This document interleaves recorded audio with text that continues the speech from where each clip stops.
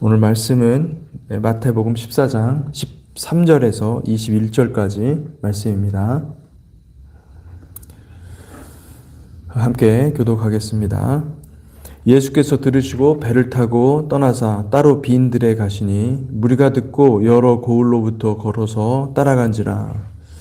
예수께서 나오사 큰 무리를 보시고 불쌍히 여기사 그 중에 있는 병자를 고쳐주시니라.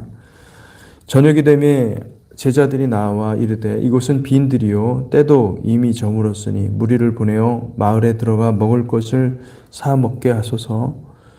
예수께서 이르시되 갈 것 없다 너희가 먹을 것을 주라. 제자들이 이르되 여기 우리에게 있는 것은 떡 5개와 물고기 2마리뿐이니이다. 이르시되 그것을 내게 가져오라 하시고 무리를 명하여 잔디 위에 앉히시고 떡 5개와 물고기 2마리를 가지사 하늘을 우러러 축사하시고 떡을 떼어 제자들에게 주시매 제자들이 무리에게 주니 다 배불리 먹고 남은 조각을 12바구니에 차게 거두었으며 먹은 사람은 여자와 어린이 외에 5,000명이나 되었더라. 아멘. 21절까지 같이 보았습니다. 마태복음 13장에서 우리는 예수께서 그 하나님 나라가 도대체 어떤 곳이고 그리고 또 우리가 어떻게 하면 하나님 나라에 들어갈 수 있는가 실제적인 그 킹덤 이야기를 비유로 말씀하신 것을 볼 수가 있습니다. 킹덤은 여러분 오직 주님께서만이 그 킹덤의 실체를 드러내신 분이십니다. 세례 요한도 킹덤에 대해서 얘기했죠. 하나님 나라가 가까웠다. 그런데 그때 하나님 나라는 말쿠트 아도나이, 다시 말하면은 구약 시대에 많은 성도들이 기다렸던 그 하나님 나라였지 그게 도대체 무엇인지를 알지 못했었습니다. 그런데 주님께서는 킹덤의 실체를 정말로 정확히 아시는 분이시고 바로 그 하늘에서 오신 분이시기 때문에 그 킹덤에 대해서 말씀하신 것입니다. 그러므로 여러분 이 산상수훈 마태복음 5장부터 7장까지 그리고 오늘 지난번에 읽었던 마태복음 13장 말씀은 킹덤 자체를 가리키는 것입니다. 그리고 킹덤을 우리가 어떻게 소유할 수 있는가, 킹덤을 어떻게 우리가 들어갈 수 있고 킹덤을 어떻게 누릴 수가 있는가, 그것에 대해서 우리가 깊이 알려면 반드시 마태복음 13장 그 말씀을 마음에 새겨야 될 줄로 믿습니다. 그게 물론 바울도 킹덤에 대해서 얘기하고 하나님 나라에 대해서 얘기를 했지만은 모든 것이 사실은 주님의 나라, 주님께서 말씀하신 이 마태복음 13장에 근거해서 말씀하신 것이라고 볼 수가 있습니다. 그래서 마태복음 13장 하나님 나라의 비유의 말씀은 예수 그리스도의 핵심 메시지라고 할 수가 있습니다. 그래 하나님 나라에 관한 비유의 말씀도 하셨지만은 우리 주님은 다시 오신다. 재림에 대해서 주님께서 다시 오시고 종말에 대한 말씀도 많이 하셨습니다. 그러니 주님께서 하신 말씀을 잘 보잖아요. 그러면은 분명합니다. 주님께서 다시 오시고 킹덤이 임할 것이다. 이것에 대한 분명한 핵심을 볼 수가 있죠. 이제 14장으로 넘어오니까 14장에서는 13장의 그 하나님 나라의 복음의 분위기하고는 너무나 다르죠. 우리 주님은 하나님 나라 복음을 선포하시는데 이 세상 나라는 짐승들이 일하고 있고 그리고 여전히 사망의 종로로 타는 세상임을 볼 수가 있습니다. 그래서 분봉왕 헤롯이 나오는데 이 분봉왕 헤롯에 대해서 세례 요한이 지적하죠. 네가 한 행동에 대해서 잘못했다라고 지적했는데 그 일로 인해서 세례 요한이 잡혀서 죽게 됩니다. 여러분 현실과 하나님 나라의 복음은 너무나 차이가 있죠. 하나님 나라의 복음은 놀랍습니다. 그렇지만은 현실은 짐승이 다스리고 있고 사망 권세가 다스리고 있는 것입니다. 그래서 세상 나라의 권력을 가진 자들은 어떻게든 이 진리를 선포하는 그 사람들, 선지자들이라고 할 수 있는 그 사람들을 잡아 죽이려고 하는 거예요. 손현보 목사님 같은 사람을 뭐 감옥에 쳐넣질 않나. 예. 전한길 선생님 같은 사람들을 감옥에 보내려고 그렇게 애를 쓰질 않나. 여러분, 세상은 참 아이러니가 많죠. 근데 세상은 짐승이 일하기 때문에 그렇습니다. 이 짐승의 배후에는 사단이 있습니다. 세상 나라의 권력을 가진 자들은 어떻게든 하나님 나라의 진리를 선포하는 사람들을 잡아 죽이려고 한다는 거예요. 예, 대한민국의 현실을 보십시오. 범죄자 이재명을 범죄자라고 하면 잡아가는 세상이 되어버렸습니다. 예, 세상에는 이 짐승뿐 아니라 거짓 선지자들도 차고 넘치죠. 이재명을 지지하고 따르는 모든 목회자들, 스님들도 많더라고요. 보니까 신부들은 거의 뭐 대부분이라고 할 수 있고, 요한계시록에 말하는 거짓 선지자들이 누구인가? 짐승을 따르는 세력이에요. 짐승을 추종하는 세력, 짐승을 떠받들고 이 권력을 사랑하는 세력들인 거죠. 이 현실 권력과 현실 물질, 이 물질 세계를 탐하는 자들입니다. 우상 숭배자들입니다. 여러분, 우상 숭배자들에게서 여러분들이 멀리 하시기를 축복합니다. 우리는 오직 하나님을 바라보는 백성들이죠. 하나님을 바라보고 하나님을 섬기는 백성들인 거예요. 세상의 방송국을 보세요.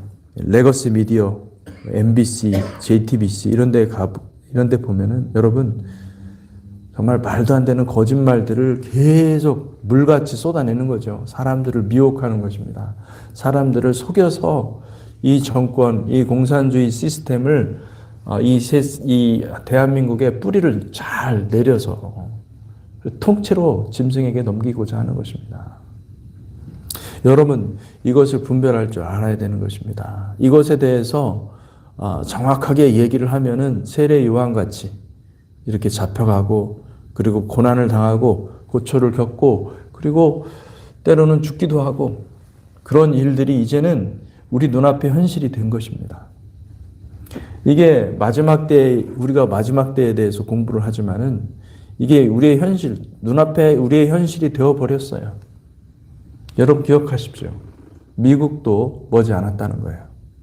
예, 하나님이 때가 있어서 하나님의 모든 플랜이 있기 때문에 하나님은 이 미국을 지키실 것입니다. 보존하실 것입니다. 그러나 때가 되면 주님의 때가 이르기 전에, 주님의 재림 직전에 놀라운 일들이 벌어질 거예요. 한순간에 뒤바뀔 수 있는 그런 상황이라는 것을 여러분들이 염두에 두고, 우리가 그때가 왔을 때 우리의 신앙은 어떠해야 되는가? 우리의 신앙은 정말로 하나님의 말씀 앞에서 어떤 존재로 서 있어야 되는가? 이것을 여러분들이 생각하시기를 축복합니다. 그래서 지금은 마지막 때이고 지금은 깨어나야 된다는 거예요. 짐승의 세력은요, 더욱 기승을 부릴 것입니다. 요한계시록 16장에 보니까 마지막 때의 특징이 뭐냐면요, 이 다시 말하면 사탄이죠. 용과 짐승과 거짓 선지자가 삼위일체를 이루어서 온 천하 열방의 왕들을 모아서 주님과 대적하는 때가 온다고 합니다. 그러니까 열방의 왕들은 짐승들인 거죠. 짐승의 세력인 거죠. 네, 그래서 계시록 16장 13절에서 14절에 보니까 또 내가 보매 개구리 같은 새 더러운 영이 용의 입과 짐승의 입과 거짓 선지자의 입에서 나오니 그들은 귀신의 영이라 이적을 행하여 온 천하 왕들에게 가서 하나님 곧 전능하신 이의 큰 날에 있을 전쟁을 위하여 그들을 모으더라. 네, 이 용의 입과 짐승의 입과 거짓 선지자의 입에서 이 개구리 같은 새 더러운 영이 나온다고 그래요. 네. 여러분, 이게 요한계시록 12장하고도 연결되는 것을 볼 수가 있습니다. 여러분, 요한계시록 12장에 보면은 제가 좀 찾아보고 말씀드리겠습니다.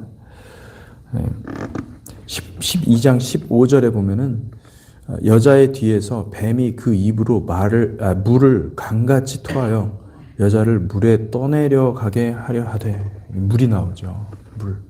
자, 앞으로 이제 요한계시록 엔타임 공부하면서 이 물의 실체가 무엇인지를 여러분들한테 공개하겠습니다. 여러분, 물은 열방의 백성들이에요. 열방의 무리들이에요. 열국의 왕들이에요. 그들이 공격할 것입니다. 그들이 이 더러운 영이 용의 입과 짐승의 입과 거짓 선지자의 입에서 나온다고 그러잖아요. 그들이 귀신의 영이라고 하잖아요. 귀신의 영을 온 천하 만국에 보내서 많은 사람들을 홀려서, 많은 사람들이 미혹되어서 그들이 교회를 박해한다는 거예요. 하나님의 백성들을 박해하는 때가 온다는 거예요. 네. 여러분, 우리가 깨어서 기도해야 됩니다. 이 세상은 엄청난 혼란 가운데로 들어갈 것입니다. 분봉왕 헤롯처럼 선지자를 잡아 죽이는 그런 짐승들이 많이 일어날 것입니다. 여러분, 이 분봉왕 헤롯도 양심이라는 게 있었던 것 같아요. 세례 요한을 그냥 죽이고 싶지 않은 거예요. 왜냐하면 사람들이 선지자라고 떠받들고 있으니 이거를 내가 이렇게 쉽게 생각할 수가 없는 거죠. 그런데 어떻게 합니까? 그가 의지가 있다 하더라도 자기의 의지를 사용할 수 있습니까? 아니에요. 그거는 거대한 물의 세력이 있는 거예요. 그 물의 세력에 떠내려가서 자기가 어떤 생각을 하든지 간에 짐승의 뜻을 따르는 겁니다. 우리는 우리의 의지를 사용해서 뭔가를 결단하고 내가 하나님의 뜻을 위해서 뭔가를 할 수 있다고 자기 자신을 믿는 경향이 있어요. 그런데 여러분, 우리가 깨어서 준비하지 않으면, 기도하지 않고, 그리고 또 우리가 정말로 하나님의 말씀 위에 견고하게 서는 그런 훈련이 안 돼 있잖아요. 그럼 그때가 되면요, 그 거대한 그 물결 앞에, 미혹의 물결 앞에 나는 희생양이 돼버리면 그냥 확 휩쓸려 가버리는 거예요. 내가 뭐 의지가 없어서? 아니에요. 의지 있고 결단 상관이 없어요. 여러분, 국민의힘이 윤어게인을 외치다가 갑자기 바뀌지 않습니까? 왜 그러죠? 걔네들이 그 사람들이 그 국회의원들이 의지가 없어서 그렇습니까? 자기가 어떤 심지가 굳고 이런 거 다 그 사람들이 나름대로 뛰어난 사람들이에요.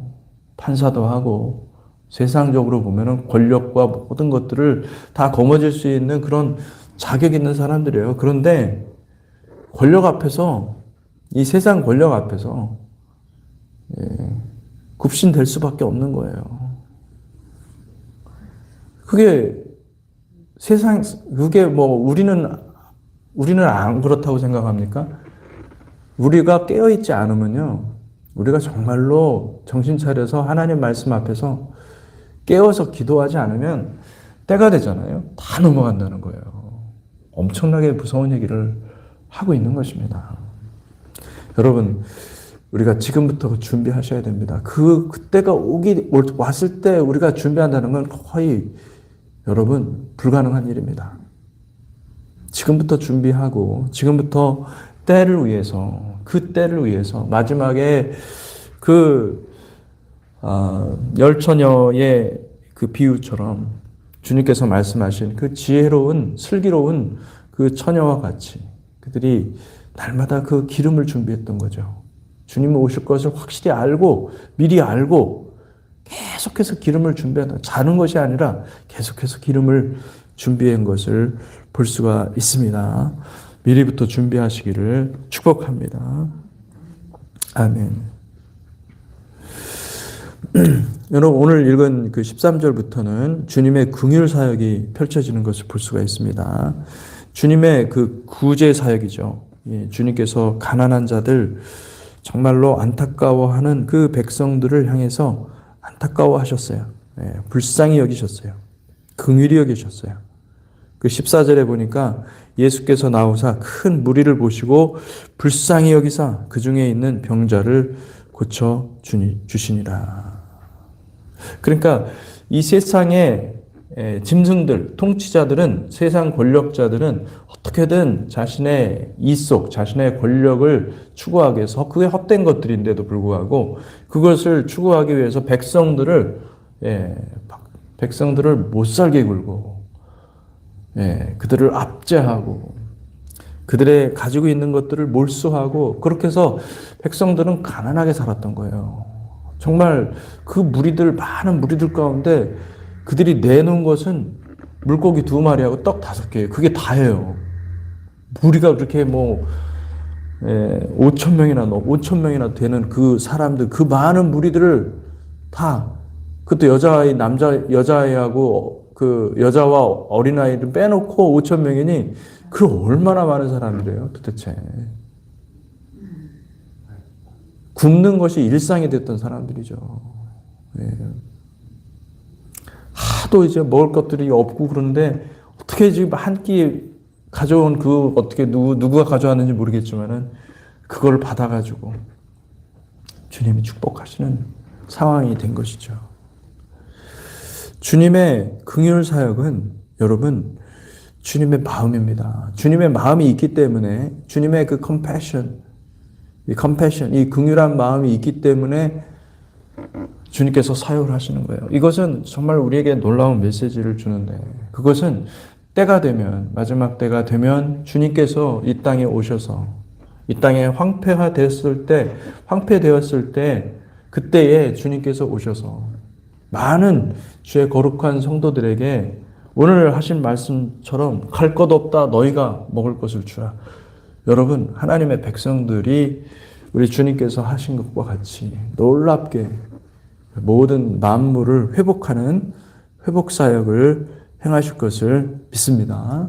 아멘. 그래서 여러분 여기 보니까 주님은 긍휼의 마음으로 사역을 하신 거예요. 많은 이들이 나름대로 구제 사역을 합니다. 우리 교회도 구제 사역을 해야 되는데 하지 못해서 우리는 구제 사역을 하는 어떤 목사님을 우리가 지원하고 있죠. 근데 이 구제 사역은요, 하나님께서 인정하시는 구제 사역이 있고 나의 의로 하는 구제 사역이 있어요. 이거 잘 구분하셔야 됩니다.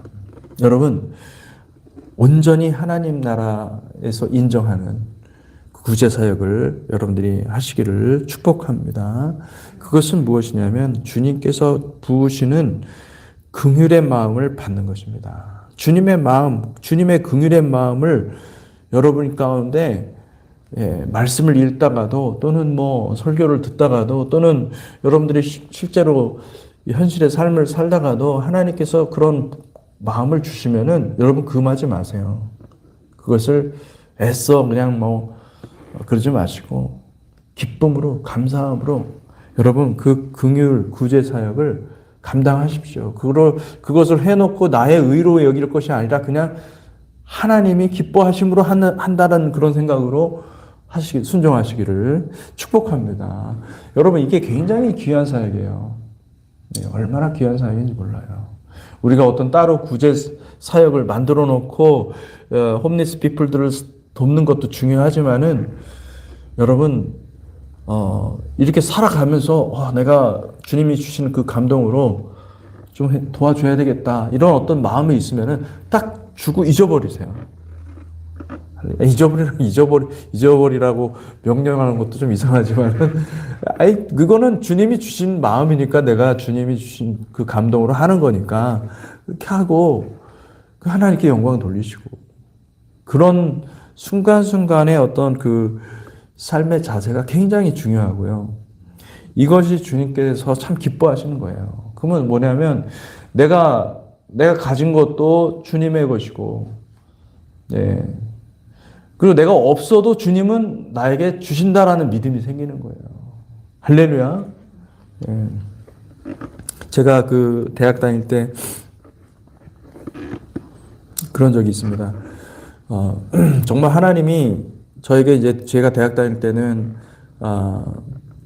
가난했었습니다. 등록금도 못 벌어가지고 돈 벌고 막 그러던 때가 있었습니다. 그래서 열심히 돈 벌고 그러는데 그 돈 번 거를 누가 가져간 거예요. 도둑질을 한 거죠.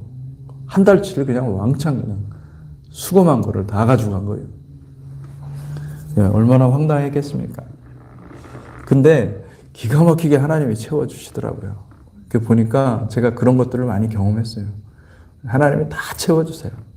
그렇게 하나님의 공급하심을 경험하잖아요. 그러면은 없어도 감사해요. 할렐루야. 있어도 할렐루야 감사하고 없어도 감사하고. 여러분 하나님 앞에서 자족하는 삶을 배우시기를 축복합니다. 아멘. 이제 여러분 내가 지금 당장 없다 하더라도 하나님의 넉넉함을 믿으십시오. 하나님의 넉넉함을 믿고 그리고 여러분 자신을 하나님 앞에 신실하게 던지세요. 삶을 드리세요. 하나님 앞에. 근데 그 순간에는 그게 믿음이에요. 믿음으로 그렇게 할 수밖에 없는 건데 그런데 하나님은 정확히 그것을 기억하시고 여러분에게 때가 되면 보상하십니다. 여러분 그걸 꼭 기억하시기를 축복합니다. 아멘. 우리는 자꾸 현실에 보는 것 가지고 내게 좋은 것 쪽으로만 가려고 그래요. 여러분 하나님의 인도 방법을 따라가십시오. 내게 좋은 쪽이 아닐 수도 있어요. 할렐루야. 그러면 감사함으로 기뻐함으로 순종하시기를 주님의 이름으로 축복합니다. 아멘. 아멘. 주님께서는 여러분 우리가 죄와 우리의 연약함이 있음을 알면서도 주님은 우리를 치유하시는 분이심을 믿으시기 바랍니다. 주님의 치유는 주님께서 불쌍히 여기시기 때문에 주님이 우리를 아는 거예요. 너무너무 아는 거예요. 우리의 질고를 아시는 분이세요.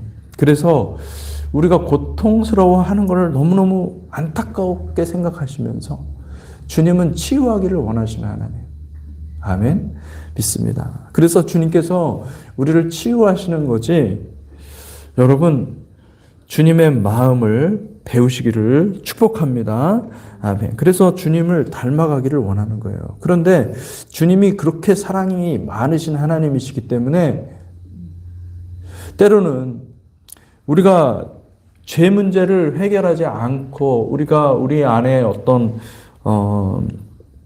여전히 이 죄들이 그대로 있는데도 불구하고 하나님이 치유하시는 경우 그때 여러분 정말 잘 깨달아야 돼요.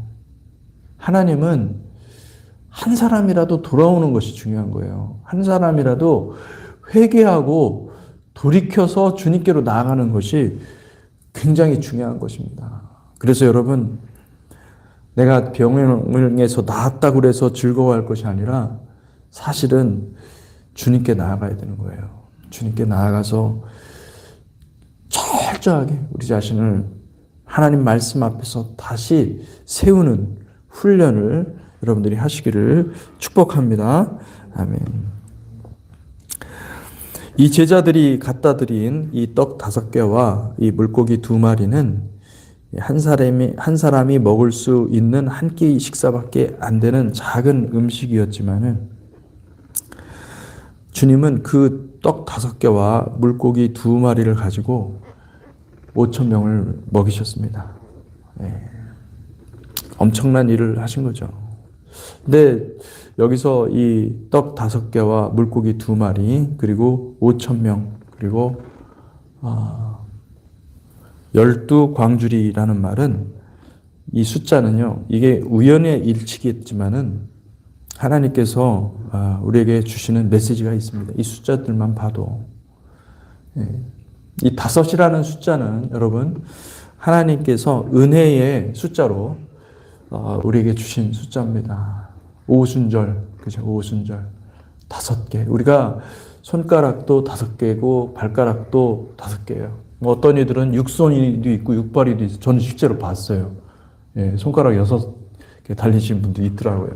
그런데 어쨌든 우리는 5개잖아요. 그죠? 5개.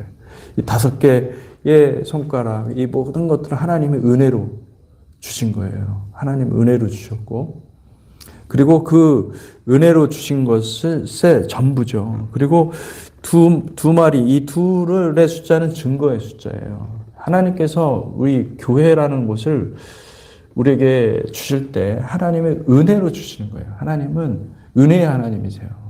그리고 또 우리는 증거의 공동체예요.